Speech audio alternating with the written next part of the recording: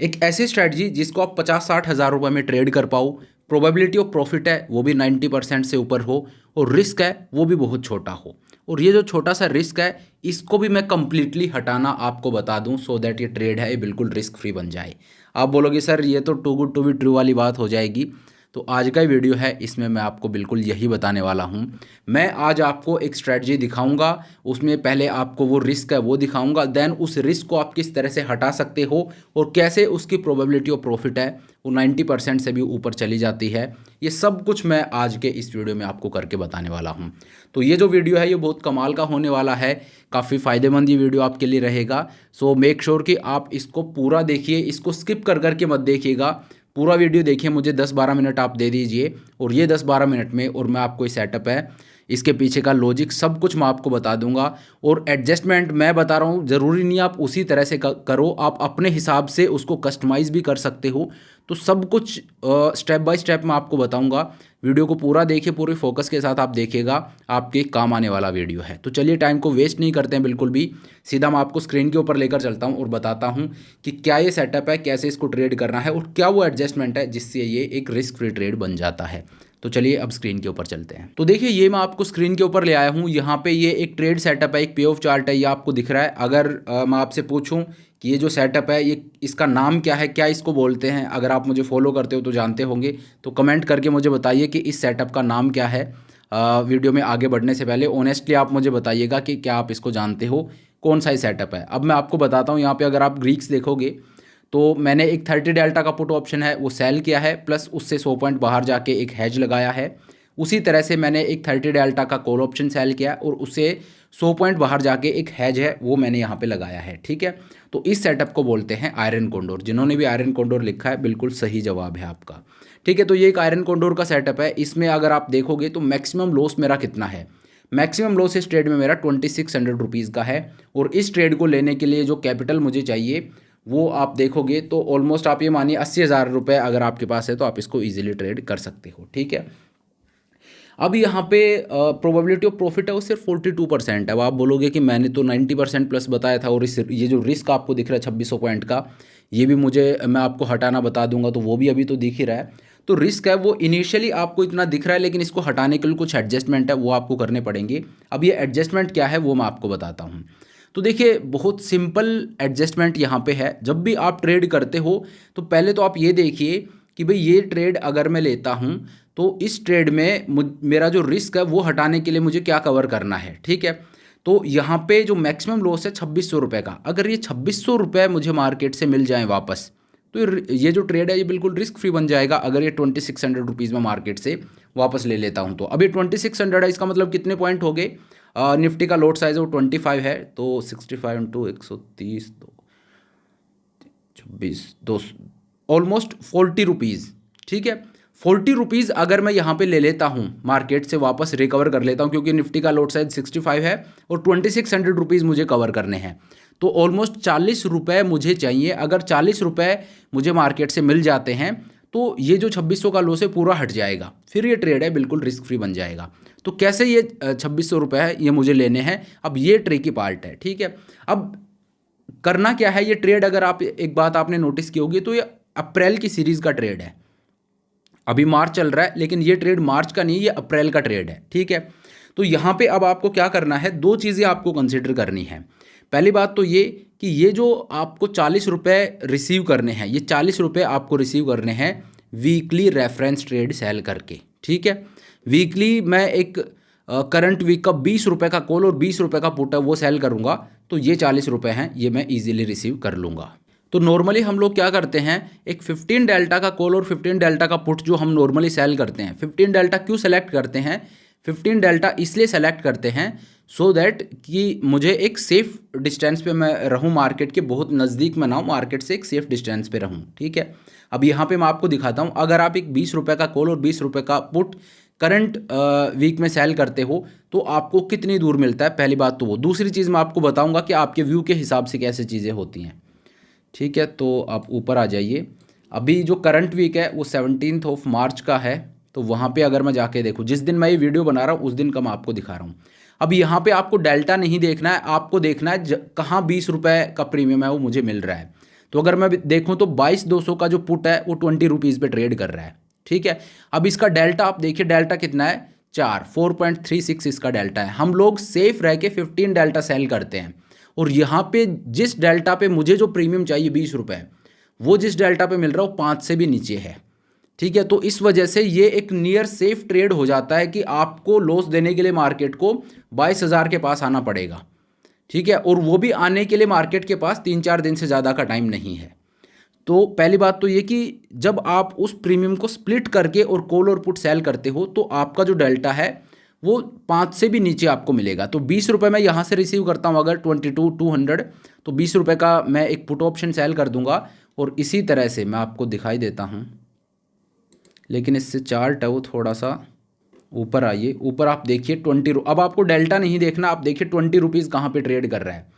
तो यहाँ पे अगर मैं देखूँ तो 20 डेल्टा है वो ट्रेड कर रहा है 25.50 पे, लेकिन क्योंकि ये राउंड फिगर स्ट्राइक नहीं है तो या तो आप 25,100 लीजिए, इसका डेल्टा है वो 5.78 है, या आप 25,000 लीजिए जहाँ पे आपको 23 रुपये मिल रहे हैं और इसका डेल्टा वो 7 है। तो आप जो चाहो वो सेल कर सकते हो, जैसे मैंने यही सेल किया। ठीक है, तो एक कॉल और पुट है वो मैंने सेल कर दिया। अब कुछ इस तरह का मेरा पे ऑफ चार्ट बनेगा यहाँ पे। ये एक स्ट्रेंगल, अभी भी अगर आप देखोगे तो रिस्क तो आपको यहाँ पे दिखेगा ही। प्रोबेबिलिटी ऑफ प्रॉफिट अब ऑलमोस्ट 90% यहाँ पे आपकी हो गई है। तो मैंने यहाँ पे पहली बात क्या किया है, मेरा जो ओरिजिनल ट्रेड था उसमें जो मेरा मैक्सिमम लॉस था वो सिर्फ 40 रुपये का था। तो वो 40 कवर करने के लिए मैं करंट वीक में गया और 5 डेल्टा का एक कॉल सेल कर दिया, 5 डेल्टा का पुट सेल कर दिया। 5 डेल्टा पे मुझे 20-20 रुपये मिल गए, 40 रुपये मेरा मैक्सिमम लॉस था। तो अब होगा क्या, जैसे ही ये करंट वीक, जैसे ये 3-4 दिन के बाद, अब एक चीज़ और आप देखिए, मार्केट को मुझे लॉस देने के लिए सिग्निफिकेंटली नीचे जाना पड़ेगा और सिग्निफिकेंटली मार्केट को ऊपर आना पड़ेगा। तो ये तो मैंने न्यूट्रल रह के किया है। अगर आपका व्यू है कि मार्केट यार यहाँ तेज़ी से गिर सकता है, तो फिर आपको 20-20 रुपये से कॉल और पुट से कलेक्ट करने की ज़रूरत नहीं है, फिर आप एक 40 रुपये का कॉल ही सेल कीजिए। आउट द मनी में जाइए, आपको 10 डेल्टा पे मिल जाएगा, आउट द मनी में जाके और वहाँ का एक कॉल ऑप्शन ही सेल कीजिए। अगर आपका व्यू है कि मार्केट ऊपर जा सकता है, बुलिश लग रहा है, तो आप फिर कॉल और पुट दोनों सेल करने की ज़रूरत नहीं है, फिर आप एक 40 रुपये का पुट ऑप्शन ही सेल कीजिए। तो अपने व्यू के हिसाब से, ज़रूरी नहीं है, मैंने स्प्लिट करके दिखाया क्योंकि मैंने एक नॉन डायरेक्शनल ट्रेडर हूँ, तो मैंने उसको स्प्लिट किया कॉल और पुट दोनों में, कि कॉल और पुट दोनों में मैंने स्प्लिट कर दिया। और इससे क्या है कि मैं मार्केट से दूर चला गया, और अगर मार्केट ऊपर नीचे कहीं भी आता है तो मैं उसको मैनेज कर लूँगा, क्योंकि इसका एडजस्टमेंट भी इजी है, वो भी मैं आपको बता दूँगी। तो आयरन कॉन्डोर का एडजस्टमेंट बताया है। ये जो कॉल और पुट मैंने सेल किए हैं, ठीक है, दूर है और मार्केट को वहाँ तक जाने के लिए मार्केट के पास ज़्यादा टाइम भी नहीं है। मार्केट को अगले 2-3 दिन में उस लेवल तक पहुँचना पड़ेगा अगर मुझे लॉस देना है तो। ठीक है, तो उसके इसीलिए इसकी प्रोबेबिलिटी 90% है, लेकिन स्टिल मार्केट 2-3 दिन में भी वहाँ पहुँच सकता है। तो अगर मार्केट 2-3 दिन में भी वहाँ पहुँच गया तो मैं क्या करूँगा, तो उसका एडजस्टमेंट भी मैं आपको बताऊँगा। लेकिन उससे पहले मैं आपको बता दूं कि अगर स्टिल आप इसको कस्टमाइज़ करना चाहते हो, कि आपको रिस्क नहीं लेना चाहते, जैसे करंट मार्केट में आपको लग रहा है कि मार्केट और गिर सकता है और आप पुट सेल करने में कंफर्टेबल नहीं हो, तो जो आपके ओरिजिनल ट्रेड में 40 रुपये का लॉस था वो सारा का सारा आप लेने के लिए एक रेफरेंस ट्रेड सेल कीजिए, और आप पुट को सेल मत कीजिए, एक कॉल ऑप्शन सेल कीजिए जिसका प्रीमियम 40 रुपये हो और वो करंट वीक का होना चाहिए। ठीक है, और अगर आपको लगता है कि मार्केट बुलिश है तो आप कॉल ऑप्शन सेल करने में कंफर्टेबल नहीं हो, तो पुट ऑप्शन सेल कीजिए और उस पुट ऑप्शन का प्रीमियम हो 40 रुपये होना चाहिए। आइडिया ये है कि मेरे ओरिजिनल ट्रेड में जो मैक्सिमम लॉस है वो सारा मुझे मार्केट से रिकवर करना है। लेकिन यहाँ पे एक चीज़ का ज़रूर ध्यान रखना है कि ये करंट वीक में ही होना चाहिए। करंट वीक में इसलिए क्योंकि यहाँ पे होगा क्या कि 2-3 दिन के लिए मैं एक्सपोज हूँ, 2-3 दिन के बाद जैसे मैं उस ट्रेड में से एग्जिट लेता हूँ वो 40 रुपये मेरे जेब में आ जाते हैं। अब वापस मेरा आयरन कॉन्डोर ही रह जाएगा। अब वो जो आयरन कॉन्डोर है वो बन जाता है फिर रिस्क फ्री। क्यों? क्योंकि उसमें 2600 का लॉस था, वो प्रॉफिट मैं ऑलरेडी ले चुका हूँ। ठीक है, तो इस वजह से वीकली में करना, ऐसा नहीं है कि सेम एक्सपायरी में जाके आप वो कर रहे हो। तो वीकली में हमें ये करना है सो दैट कि 3-4 दिन के बाद और मेरे ट्रेड में जो मैक्सिमम लॉस था वो मैं रिकवर कर चुका हूँ। अब देखिए एडजस्टमेंट मैं आपको बताता हूँ। ये तो आयरन कॉन्डोर का एडजस्टमेंट है, लेकिन जो एडजस्टमेंट मैंने किया है, जो मैंने एक कॉल और पुट सेल किया है वीकली का, वहाँ तक भी तो मार्केट जा सकता है, उसमें भी तो लॉस हो सकता है, और अगर उसमें लॉस हुआ तो इवन वो ज़्यादा बड़ी प्रॉब्लम है।